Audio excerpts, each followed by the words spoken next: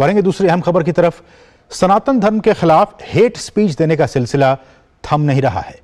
तमिलनाडु की सत्तारूढ़ party DMK के उदयनिधि स्टालिन के बाद अब डीएमके के ही ए राजा ने भी सनातन धर्म का अपमान किया है। इन विवादित बयानों के बाद भाजपा विपक्ष पर फिर से हमलावर हो गई है। भाजपा नेता रविशंकर प्रसाद ने कहा है कि हैरानी की बात यह है कि कांग्रेस के नेता लगातार सनातन धर्म का अपमान कर रहे हैं और उनका शीर्ष नेतृत्व चुप्पी साधे हुए है। देश G20 के भव्य आयोजन में जुटा हुआ है। समूचा विश्व वसुधैव कुटुंबकम के थीम वाले इस सम्मेलन से दुनिया के कल्याण के लिए निकलने वाले नतीजों की तरफ टकटकी लगाए देख रहा है, लेकिन विपक्ष वसुधैव कुटुंबकम के मंत्र देने वाले सनातन धर्म पर विवादित बयान देकर रंग में भंग डालने की नाकाम कोशिश कर रहा है। तमिलनाडु के मुख्यमंत्री के बेटे और सरकार में मंत्री उदयनिधि स्टालिन से शुरू हुआ विवादित बयानों का सिलसिला रुकने का नाम नहीं ले रहा है। हालांकि सीएम स्टालिन ने अपने बेटे के बचाव में जरूर कहा है कि लोग उदयनिधि के नजरिए को समझ नहीं पा रहे हैं। शायद ये मामले पर विराम लगाने का संदेश हो, फिर भी डीएमके के नेता रुकने को तैयार नहीं है।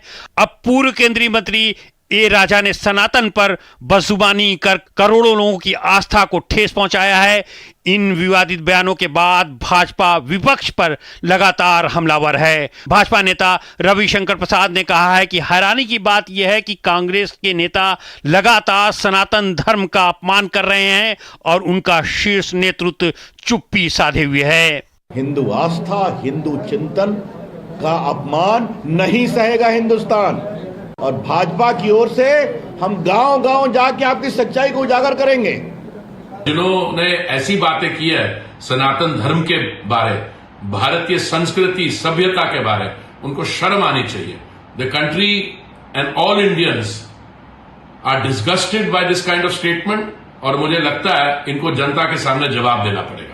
आज पूरा देश यहाँ एक और कृष्ण जन्माष्टमी और दुनिया भर में धूमधाम से मना रहा है। वहीं पर कुछ लोग हैं जो नफरत फैलाने का प्रयास कर रहे हैं, जो हिंदुत्व को मिटाने की बात करें, जो सनातन धर्म को ख़त्म करने की बात करते हैं और उसकी तुलना ना जाने किन किन चीज़ों से कर रहे हैं।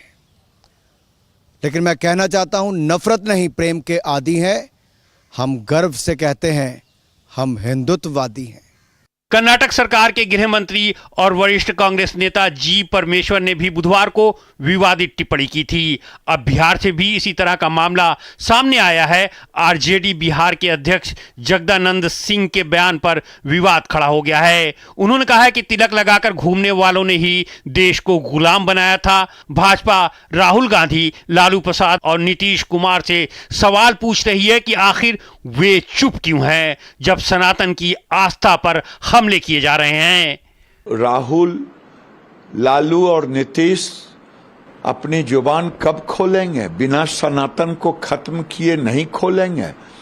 अगर नहीं माफी मांगे तो देश का सनातन, बिहार का सनातन एक एक पाई का हिस्सा। इस बीच तमिलनाडु के भाजपा नेताओं ने राज्यपाल RN रवि से मुलाकात की। उन्होंने सनातन उन्मूलन सम्मेलन में नफरत फैलाने वाले भाषण के लिए उदयनिधि स्टालिन के खिलाफ मामला दर्ज करने और सम्मेलन में शामिल होने के लिए मंत्री PK शेखर बाबू को बर्खास्त करने के लिए एक ज्ञापन सौंपा है।